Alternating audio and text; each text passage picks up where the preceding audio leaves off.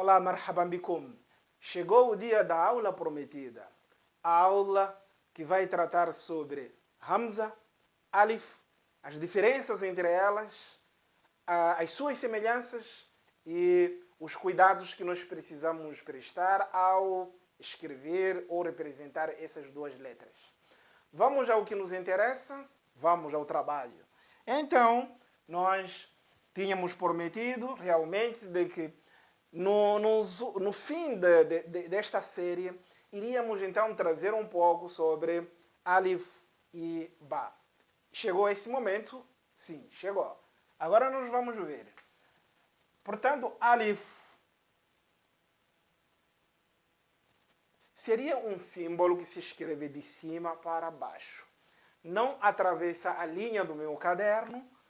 Ok? Vou trazer aqui a linha do meu caderno. Então, é um símbolo que começa de cima para baixo. Um traço. Chama-se Alif.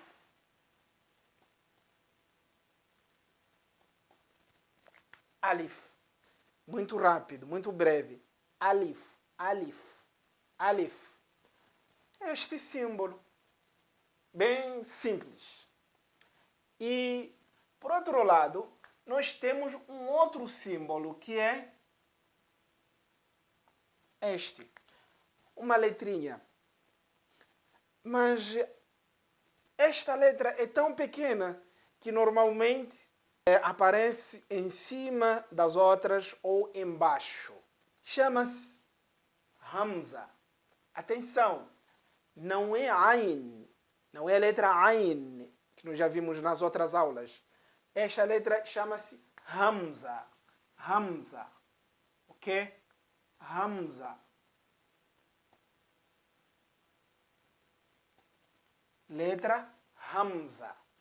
A importância de nós diferenciarmos entre as duas letras é que normalmente Hamza e Alif são representadas, digamos assim, de uma única forma. Ou seja, elas muitas vezes representam uma única letra. Mas como assim? Duas letras, mas que representam uma única letra? Sim, é exatamente isso que acontece. Então vocês vão perceber de que normalmente Hamza em cima da Alif, da letra Alif. Às vezes aparece embaixo da letra Alif. Às vezes Hamza aparece em cima de Waw. Às vezes Hamza pode aparecer em cima de Ya. Às vezes Hamza aparece em cima daquele símbolo do meio. Aquele símbolo do meio, lembram que nós já vimos Nun, Ba, Ta, Tha, no meio leva este símbolo. Às vezes Hamza aparece desta forma e às vezes Hamza aparece de uma forma isolada, mas dentro da mesma palavra.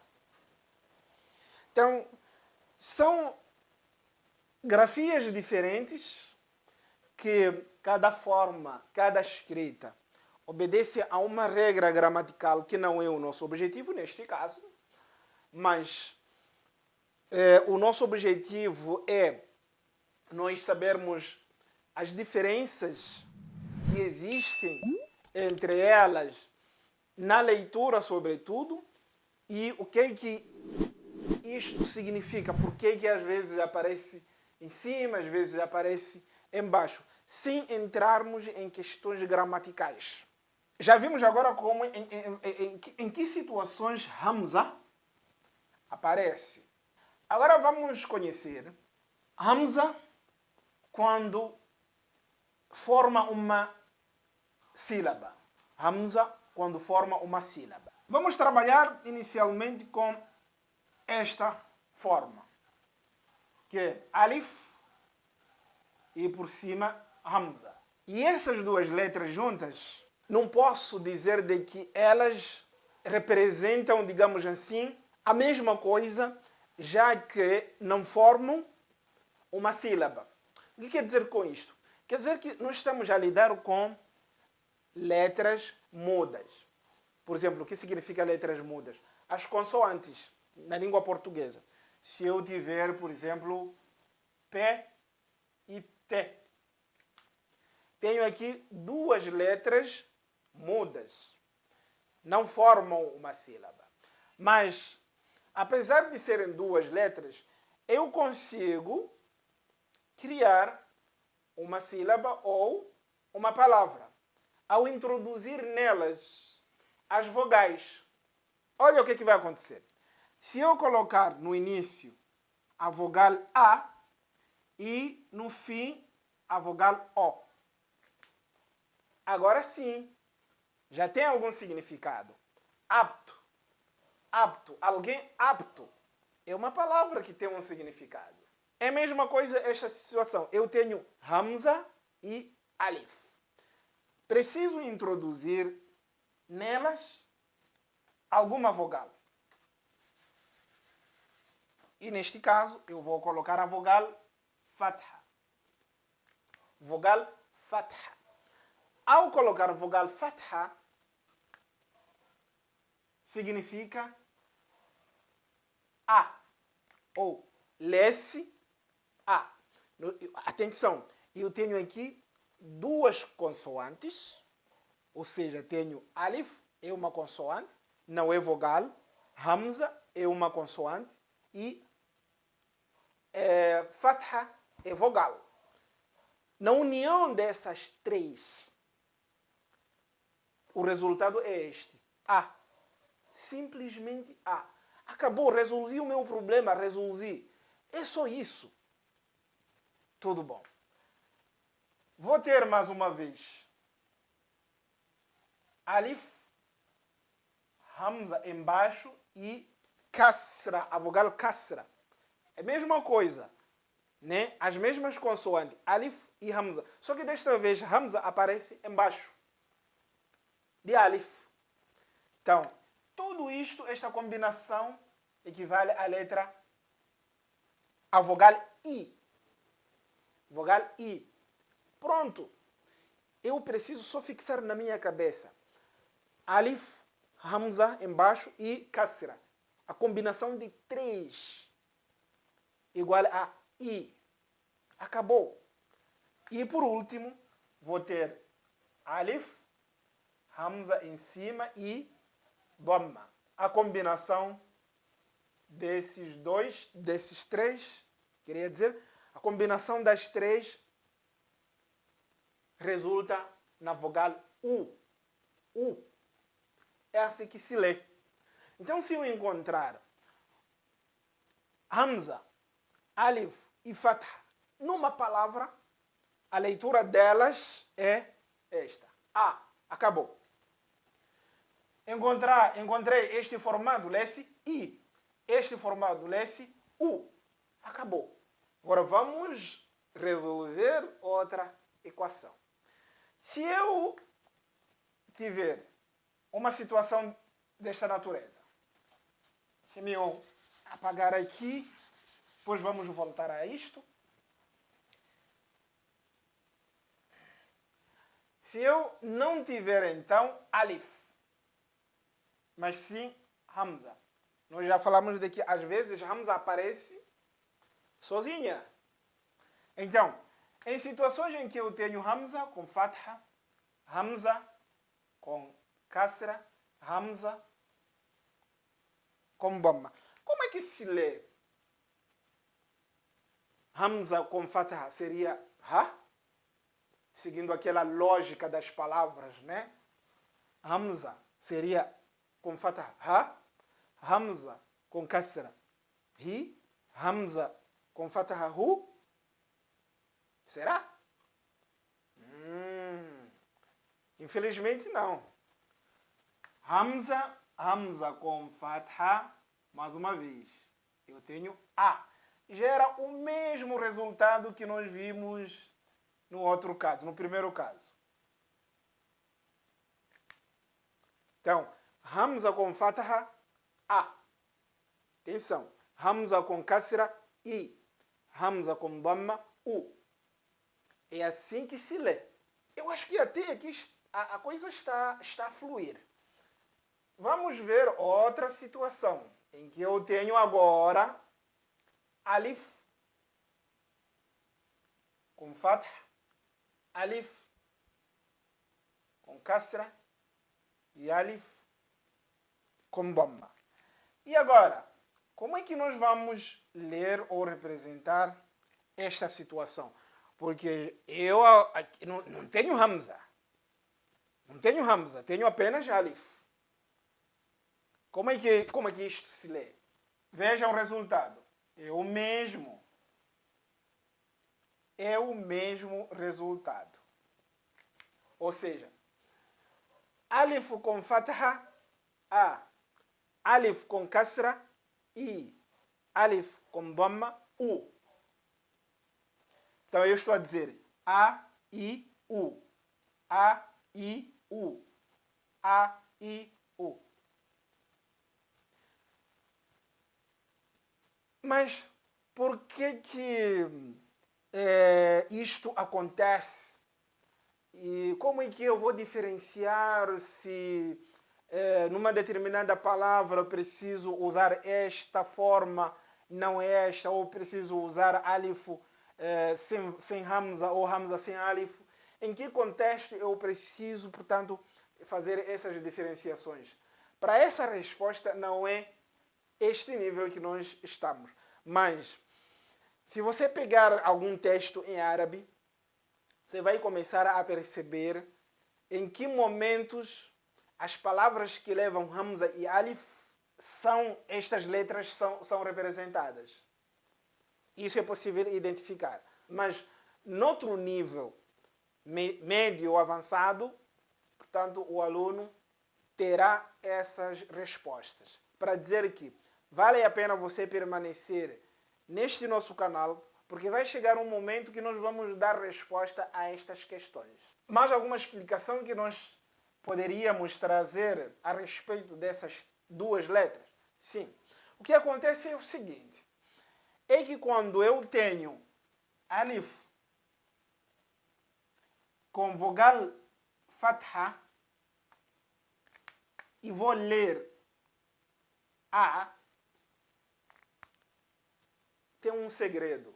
O segredo é o seguinte, é que na língua árabe, presta atenção, na língua árabe, alif, a letra alif, não leva vogal. Ela não leva vogal. É a única letra na língua árabe que não leva vogal. Mais uma vez, quais são as vogais que nós temos? Temos fatha, kasra, dhamma. Essas são 3 vogais. Então, quando eu vou escrever fatha e alif, eu estou a dizer de que esta vogal pertence a hamza. Mas hamza não foi escrita, não foi representada. Ou seja, é suficiente eu representar hamza, né, usando alif. Isto é suficiente. Sobretudo no início da palavra, ou no início de uma palavra. Ou seja, todas aquelas palavras que começam com a. Por exemplo, todas as palavras que começam com a na língua árabe, significa de que esse a é hamza, não é alif. Vou trazer aqui alguns exemplos. Vamos olhar a estes 3 exemplos. Eu tenho a palavra ardu. Ardu significa terra, o mundo, planeta. Ardu. E no início tenho a letra alif, hamza e fatha. Ardu. Isto significa de que a palavra ardu pode também ser escrita de outra forma, que é esta forma.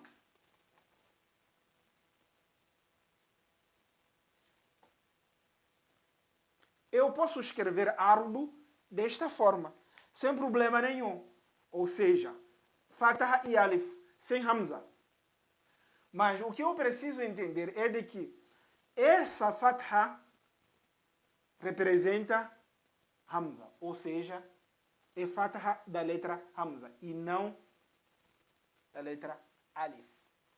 Mais uma vez, Asado eu posso escrever também desta forma.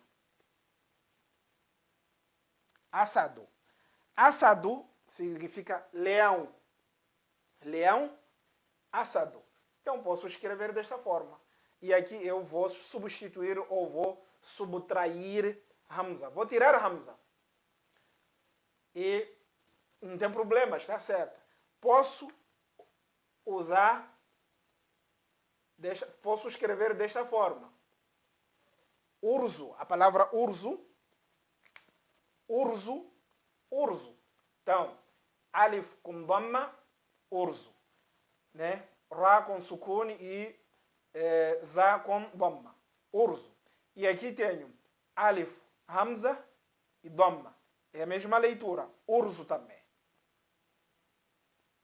E agora? Então, a segunda coisa que eu preciso saber é a seguinte.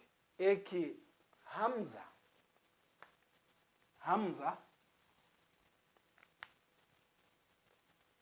não aparece e nunca pode ser escrita no início de uma palavra sem que esteja acompanhada com alguma letra. Ou seja, no início de uma palavra, ela não pode aparecer sozinha. O que quer dizer com isso, professor? Mais uma vez, eu estou a querer dizer de que se eu quiser remover então alif nestas situações e usar apenas hamza, já viram essa situação? Eu tenho aqui no início hamza e o hamza representa estas vogais, este som. Então, será que eu posso iniciar estas palavras com Hamza sem Alif? Atenção! Sem Alif, eu posso começar com Hamza? Não. Não. Então, isto está errado. Porque eu comecei com Hamza sozinha. Hamza sozinha. Está errado. Não pode. Agora, eu posso sim e devo, obrigatoriamente, trazer alif no início de uma palavra. Já que Hamza é a primeira letra da palavra. Eu tenho que trazer alif. Neste caso, já que eu tenho alif no início da palavra, eu tenho a liberdade de incluir Hamza na escrita, neste caso, ou subtrair Hamza, não trazer na minha escrita. Ou seja, é naquele caso que nós já vimos, né? Nos primeiros exemplos. Ou seja, eu posso escrever assim, ardu. É isto que estou a dizer. Sem Hamza. Eu não tenho Hamza nesta palavra. Mas na mesma palavra eu escrevi Hamza. Tenho aqui Hamza. Então, tenho essa liberdade. Posso usar apenas alif sem Hamza ou ou trazer alif e Hamza juntas. Sem problema nenhum.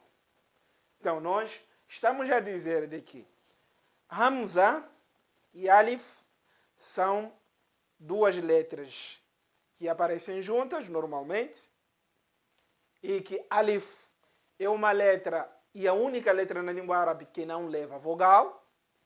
A vogal que é representada juntamente com alif, essa vogal pertence a Hamza. E, dependendo da pessoa, pode escrever Hamza, né, junto com alif, e se quiser pode escrever apenas alif com vogal.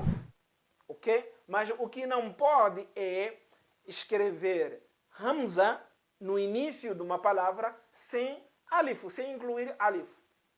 Isso não pode. Espero que até aqui vocês entenderam as diferenças e semelhanças que existem entre estas duas letras, que muitas vezes são representadas juntas, mas as pessoas não sabem por que elas aparecem juntas, por que às vezes não aparecem juntas. Então, essas questões nós tentamos aqui responder, apesar de não ser todas. Eu acredito que você deve ter aí outras dúvidas, mas nesta aula o que nós queríamos trazer é basicamente isto. Ficou claro? Mas qualquer dúvida pode escrever e nós iremos responder. Aqui eu termino. Não esqueça de se inscrever no nosso canal e curtir também as nossas aulas, assim como nos ajudar a divulgar estas aulas. Muito obrigado pela atenção e continuaremos nas próximas aulas.